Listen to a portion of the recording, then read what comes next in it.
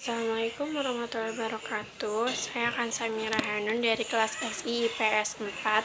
Hari ini ingin mempresentasikan materi ekonomi bab 3 tentang ketenagakerjaan. Pengertian ketenagakerjaan dan kesempatan kerja. Ketenagakerjaan merupakan segala sesuatu yang berkaitan dengan pekerja atau buruh, baik menyangkut hal-hal yang ada sebelum masa kerja atau selama masa bekerja maupun sesudah masa bekerja. Kesempatan kerja adalah lapangan kerja atau lowongan kerja yang tersedia bagi angkatan kerja. Peraturan atau perundang-undangan dimaksud untuk memberikan rasa aman bagi pelaku ekonomi dalam melaksanakan kegiatannya. UU berdasarkan UU No 13 tahun 2003. Upaya meningkatkan kualitas tenaga. Sebelum memasuki dunia kerja, seorang tenaga kerja harus sudah memiliki sejumlah nilai lebih berupa tingkat pendidikan dan keterampilan tertentu.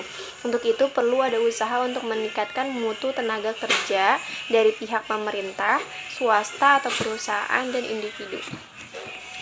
Sistem upah. Sistem pembayaran upah di Indonesia tergantung pada berbagai kondisi, antara lain 1. Permintaan dan penawaran tenaga kerja.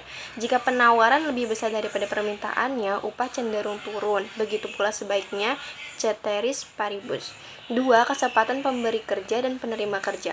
Ketentuan waktu kerja dan sistem pengupahan diatur dalam UU No 13 tahun 2003. 3. Upah minimum. Berdasarkan Peraturan Pemerintah No 25 Tahun 2000 tentang kewenangan pemerintah dan kewenangan provinsi berbagai daerah otonom, maka diberlakukan upaya minimum provinsi atau upaya minimum kabupaten atau kota. Pada tahun 2017 mendatang, seluruh provinsi di Indonesia yang jumlahnya terdiri dari 34 provinsi akan memperlakukan UMP yang terbaru. Kenaikan UMP ini dihitung sebesar 8,25%. Yang mengacu kepada Peraturan Pemerintah PP No 78 Tahun 2015 tentang pengupahan. UMP DKI Jakarta sebagian tertinggi di nominal 3.355.750.000, diikuti oleh Papua sebesar Rp2.663.646 dan Sulawesi Utara dengan UMR sebesar Rp2.598.000. Tingkat pengangguran. Penganggur adalah orang yang tidak mempunyai pekerjaan, sedang mencari pekerjaan, atau sedang mempersiapkan suatu usaha baru.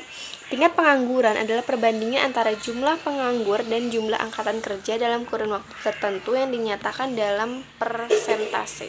2. Jenis pengangguran dan penyebabnya. Jenis pengangguran menurut faktor penyebab terjadinya. 1. Pengangguran konjungtur atau siklis adalah pengangguran akibat turunnya kegiatan perekonomian. 2. Pengangguran struktural adalah pengangguran akibat perubahan struktur atau komposisi perekonomian. 3.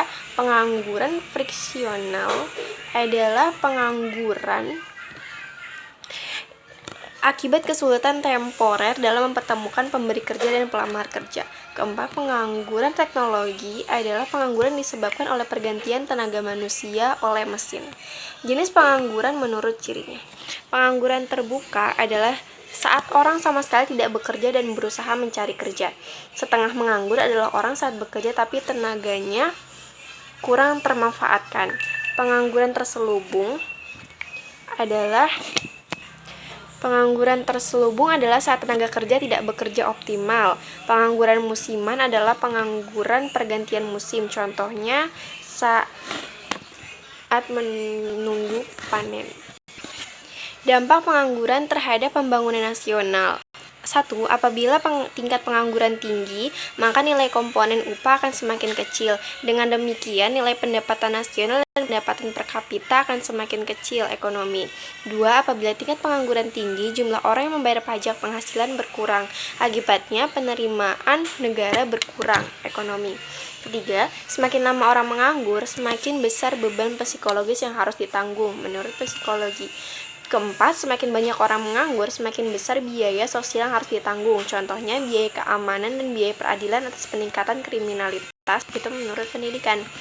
4 adalah cara-cara pengangguran kebijakan pemerintah. Cara-cara mengatasi pengangguran. Kebijakan pemerintah. 1. Wajib belajar 9 tahun, program padat karya, pelatihan tenaga kerja